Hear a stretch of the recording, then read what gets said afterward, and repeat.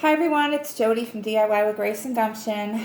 I'm here to apologize that I have not been on to finish the coffee filters after I was outside on my porch showing you different ways to stain them. I also refinished furniture on the side, so I posted a new piece I finished and the woman asked if we would deliver it, so my husband and I took a ride out to Northampton, Massachusetts, which was pretty scary. Entering a new state from Connecticut, there were signs, and there was like, if you're entering Mass, make sure you quarantine for 14 days. But she had already paid online, and Jeff and I went with gloves and masks. We met her at her home at the end of her driveway, left the piece of furniture there, and we met two really nice women.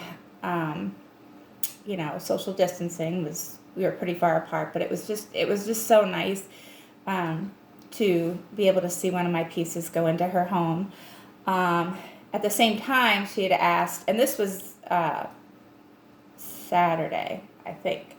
So at the same time, she said she was looking for more furniture, and I showed her a picture of an unfinished dresser I had in the garage, and she wanted it. She wanted the piece. So the last day and a half, I was banging out another dresser with a custom color of her choice. So I had to get that done and delivered as well. So I do apologize, but I wanted to make her happy, and now I have maybe two other pieces of furniture left here. It's funny, they're going faster now than before this pandemic started. Anyways, I'm here to apologize again. I don't know if anyone tried their coffee filters, but I'm going to show you what they look like after I hung them out and dried. So the first ones were, let's see. Oh, I did the coffee staining ones first with you guys. So I don't know if you can see these. I took some apart right here, and I just wanted you to see all the different variegated. Some are kind of darker on the ends. They smell really good too. These I left crunched together because I wanted you to see that you can dry them in kind of clusters, and then you would just pull them apart, and just flatten them with the other stacks. It's really fun. I'm trying not to go out to the nurseries or order online for artificial flowers. So all my little containers I have throughout the house don't have anything in them. So this is the coffee staining one. Okay. And then, hold on one second, because I did show you that I stained a white napkin. Hold on one second for that. Let me go get.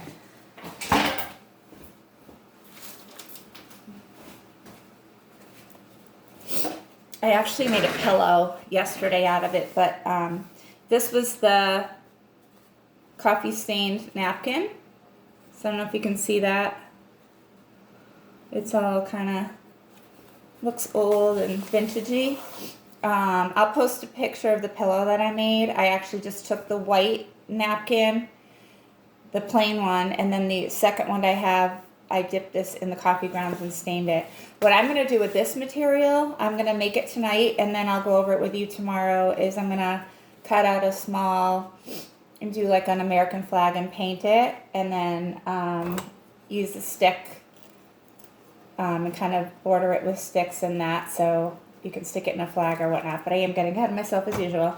So this is stained, just a stained white napkin. Like I said, you could do t-shirts, lace curtains, sheets to get the color, this color, or probably food color, and kind of do a tie-dye thing. All right, so that's that. And then these were the ones I did in the blue paint that I had. And remember how I said I like to leave a little of the goopy stuff in there? So when I picked it up, kind of scooped it up from the bottom, this was left on the coffee filters. So that's pretty cool. All right. This one actually, when I hung them out to dry, I don't know if you can see that, but it touched the coffee ones a little bit. So it's got, I don't know, these remind me of those really pretty hydrangeas. So this, I'm sorry if my lighting's not that good.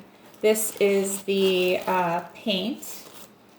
And then this was the food coloring that I did. See that? And there's not really anything sticking to the crinkly veiny part, but that's okay. I shared with you I kind of use these for the middle of my flowers with the coffee stained ones. So today, I know in my last post I showed you how to do this wreath that was up here and just kind of not using sticks or wire or anything. So right now I'm just going to show you how to do it by adding wire and a stick from outside, or if you have like those kebab sticks, I guess you could use popsicle sticks, or, well, I mean, it depends how long you want the flowers. I'm looking to put it in a container something like this size, or you can use a glass mason jar. So I don't need them that tall. So I'm just going to show you how I choose my colors and make the flowers. You can do whatever you want. All right, so what I'll do is I want the darker, I usually use the darker on the outside. So I'm going to use 4 or 5, I'll do 5 coffee filters. 1, 2, 3, 4, 5. And again, you're going to fold them in half. This is for the outer. I'm going to cut the inside, the colored one, a different texture. So if you want them all the same, what you would do is take your, let's see, what did I have? 5, and then maybe add 2 of the colored on top. Okay, so it would be like this. Actually, I'll just cut them all the same way because it's I don't want to keep you guys. So you're gonna fold it in half. You can see that, and then in quarters. I will do the scalloped edge like I showed you before. Okay, and the more you go down, the smaller your flowers will be. So just remember that if you ever want different sizes. And then the more coffee filters or less you use depends on how wide the flowers are going to be. All right, so that's that. So see that? Can you see that right there? All right, so what you're going to do, and you can, remember, you can do this once they're stained, you can do this coffee filter wreath up here. And I showed you, all you do is it's the same thing with this, doing it this way. You're going to grab the bottom, okay, and then for that, right there, for that one, you would start crinkling inside and then making your way out. But because we're going to be adding stems, I don't have the super duper floral wire. I have this kind of thin, what is this called? It's called Darcy gauge wire. So I'm going to help it along.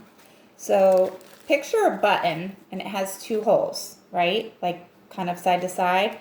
So what I'm going to do is take my scissor, poke a hole in the center, just to help that through because I don't think it's strong enough. And then poke a second one a little distance from it. And I'll show you why. People have been wiring them differently, but I don't think it's strong enough.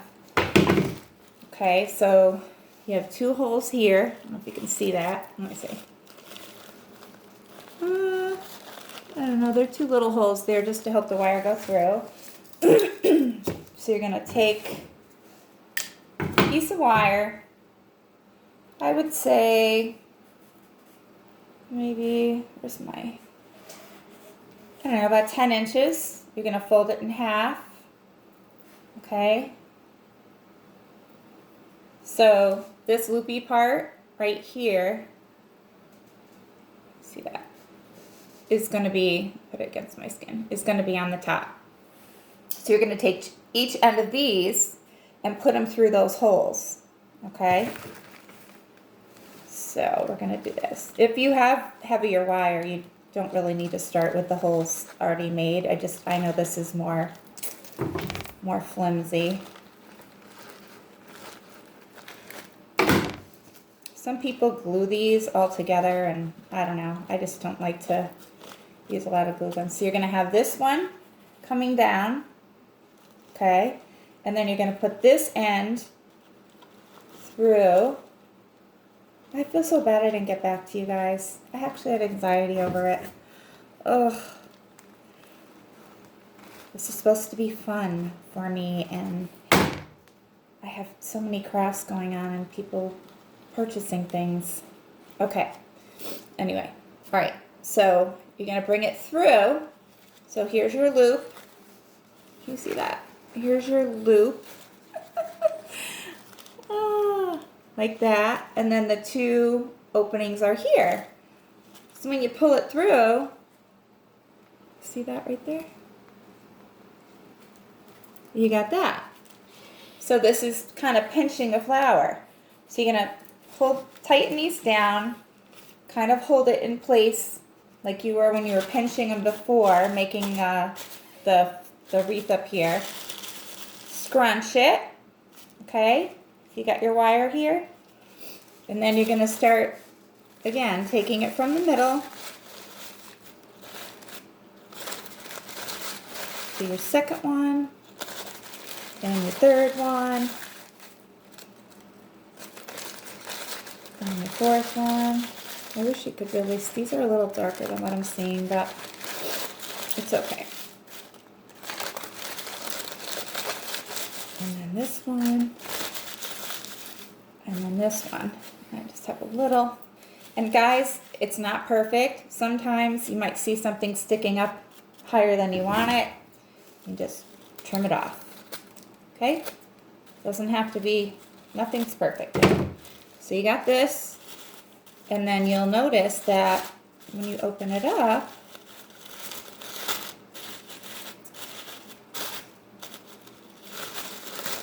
you got your little center there. See that? So what you're going to do with the wire is you're going to take your glue stick. I kind of like to just put a little, go around this right here. I don't have my little guard finger things. Just let that sit for a minute, just so the paper doesn't rip. And then what you're going to do is, I told you guys to gather some sticks, depending how long you want them. I will show you one flower that let me put this down for a minute. I have this in my bathroom hanging up. It's a, like a, got it at Hobby Lobby. It's just a metal thing. So my sticks are on the longer side. So if you have an idea where you want to put these, this will help determine how long you want to leave your sticks. So I have this hanging up in my bathroom on the wall. See, it's just like a metal container. I have some plain ones, and then I put a few in with a green. This one I did that kind of textury. Remember the crisscross in the two in the middle, and then these I did the scallop, so it looks like it's a different petal. So you see that? So I have this hanging on the wall in my bathroom. So the sticks are probably about 10 inches long. And then these are shorter. So see the sticks? I'll show you how to wire them in a minute. And I have these in this container. I don't have any floral foam either in the bottom, so I just shove newspaper in. And these are pretty forgiving, so you can kind of bend them around. So this is kind of what I have going on. Oh, jeez. But if you can see the middles, aren't they cool? And like I said before, you can always add glue and some glitter, and sprinkle it off. That's totally up to you. You can paint. Just trying to give you some ideas. So, back to this. This glue kind of dried here, so I can touch it. You don't have to worry so much about opening this now. But what you're going to do is take your stick and kind of put it up in front. Jeez, Jody. Front of where your wire is, touching the coffee filter. And then you just want to take this wire really tightly and just wrap it around the stick. I try, it's gonna be a little flimsy up top, but that's okay because we're gonna glue that. So you just want to wire it. Okay. And then you're just gonna kind of glue this around again like you did. All right, and that'll give you a stem. Ow, ow, ow. God, that's hot. Oh my God, it's like a hot flash. All right, wow, sorry guys. So you're just gonna kind of hold that in there.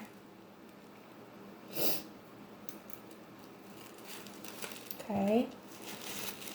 And then if you have, I mean, I don't know how many people have this stuff, but if you have this floral tape, you can always take it, if you want to hide the wire, you can wrap it around the wire. Or they have these available too. I don't know if anyone's seen these things. You can always just do this and then loop this up through the center and bring it down. So there's your flower. And once it cools off, you can kind of squeeze it all on there. Jeez, my finger still hurts. And there you have it. There's your flower. See that?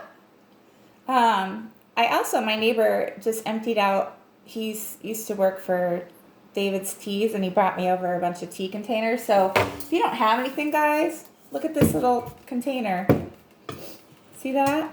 And I probably just, you know, cut this a little shorter so it stays in.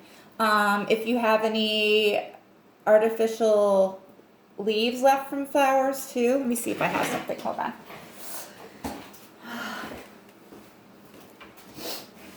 What do I have? I have some raffia.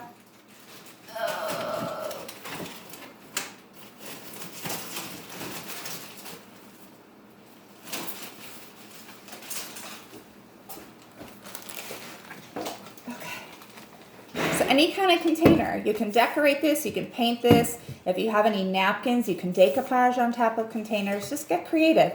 This is a old mason jar, but you can use a spaghetti jar, a cardboard box, you know, and just put newspaper in the bottom. And these are kind of easy to bend once they're glued. Whoops, I just broke. These are kind of easy to bend once they're glued. Okay. You can tie raffia underneath, or use this, you know, or moss for filler around your container so you can't see down in it. These are some old flowers. I mean, you can just take the leaves off. And let me take this one. You know, and you can glue them around. Just whatever you have, guys. This is all scrap stuff that I'm working with. Sticks out in the yard are fun. I like that. So you could just do a little greenery. What else can I tell you? Yeah, so what I do, I definitely use the coffee stained filters. So I just make a bunch of these and I'll keep them in a Ziploc or a container. So whenever I need them, you know, I can have them on hand. You can make all different colors. So that way you have a bunch. I'm sure there's other things you could do with it besides flowers, but I was just trying to give you an idea with, you know, sticks that you can use these for twigs. I have also seen people take a flat frame and then glue these on and then make the shorter versions of those flowers and stick them on. So it's like a picture. Let me see if I can show you here. Let me take this one. Do I have a frame around here? No, I don't. Well, so it's 3-dimensional. Just pretend this is a flat board here. You would take the flower and kind of do this kind of thing, and then add another one. Yeah, let me see if I can do this good.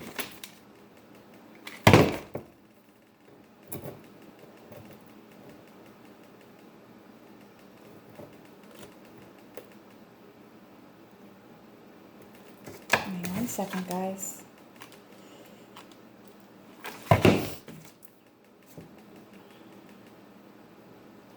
It's hot, hot, hot, hot. It's drying.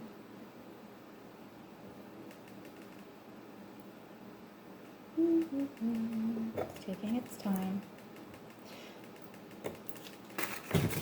Second, guys.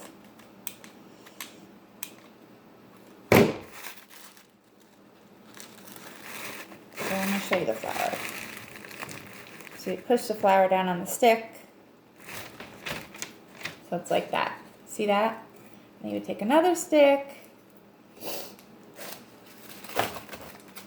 and kind of glue that one on there. And you can put these in a frame. Just don't put the glass on top, obviously. So you can make 3D, you know, flat. Let's see if I put my paper towel behind here so you can see it. See? So just pretend this would be the backing of a frame or a piece of, even just a piece of wood. And you can make kind of a bouquet kind of thing. See?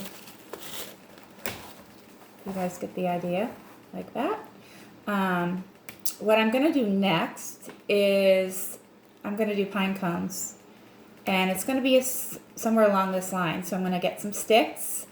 I'm sure I have a frame here that I'm not using or a piece of wood that I can paint for the backdrop. And then I'm going to show you how you can make pine cone flowers.